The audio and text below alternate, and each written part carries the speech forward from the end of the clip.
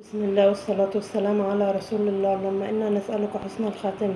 حبايب قلبي، ما تنسونيش في الاشتراك وتفعلوا زر الجرس واكتبوا لي تعليق حلو. ربنا يسعد قلوبكم يا رب، وشاهدوا الفيديو للآخر.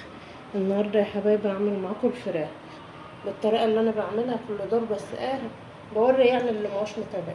الفراخ دي غسلاها يا حبايبي ونقعها في مية وليمون ومعلقتين خل، ومكترش خل، واللهم صل على النبي، وشوية دقيق بس.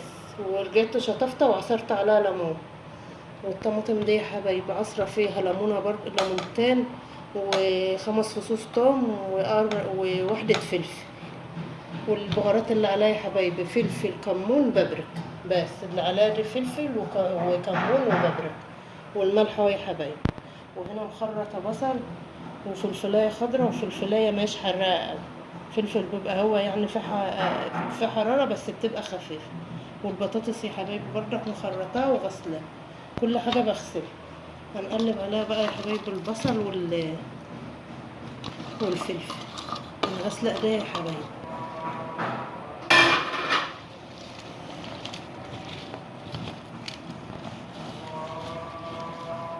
بس وهنحط الملح يا حبايبي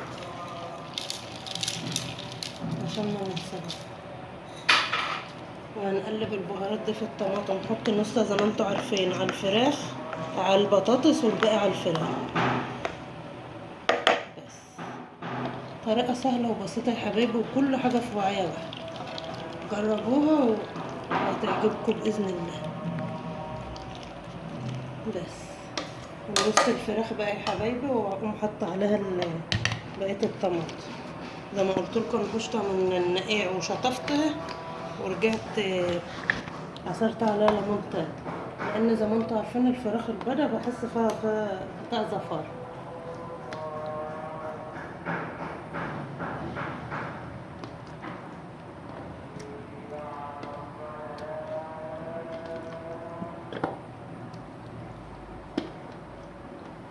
والرجول احنا بنحبها يا حبايبي. من اللي جايب الفرخة دي كان في شربين في مشوار مع واحد صاحبه، واديته يعني جابها لي وهو جاي.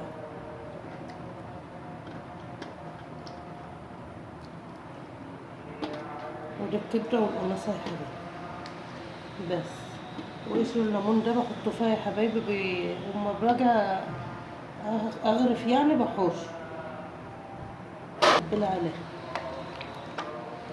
زي ما قلت لكم عصرة في الطماطم يا حبايبي، ليمونتين وخمس فصوص توم، وواحدة فلفل خضرا، وواحدة حراقة بس ايه يعني بتبقى باردة، مبيبقاش فلفل متحرق الأول، عشان حماتي ست كبيرة وما بتحبش الحاجة الحراقة، فبعمل بردك اللي تعرف تاكل.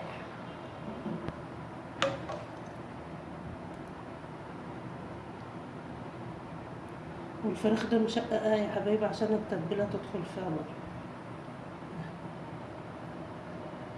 وبحطها في الفرن يا حبايبي بتبقى جميلة. جربوها بالطريقة دي هتعجبكم بإذن الله.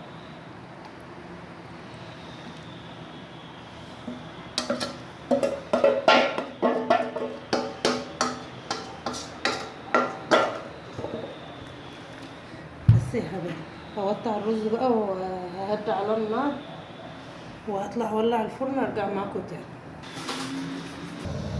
ورجعت معاكم يا حبايبي كده، ولعنا الفرن اهو من فوق ومن تحت، وبزقها بقى، وما بتقلب بهدي عليها وبقفل عليها الباب واسيبها تستوي براحتها. اما تستوي يا حبايبي واخلص ارجع معاكم تاني. ورجعت معاكم يا حبايبي كده، الفراخ خلصت واستوت. جربوها يا حبايبي بالطريقه دي، ما شاء الله بتطلع معايا تحفه. واعصروا عليها ليمون زي ما انا قلت لكم، الليمون بدها مزازه حلو. وطبخنا جنبها يا حبايبي رز ابيض. كده اكلنا النهارده فضل ونعمه من عند الله. ما تنسوش يا حبايبي الاشتراك وتفعلوا زر الجرس واكتبوا لي تعليق حلو. ربنا يسعد قلوبكم يا رب، وشاهدوا الفيديو للاخر. والسلام عليكم ورحمه الله وبركاته.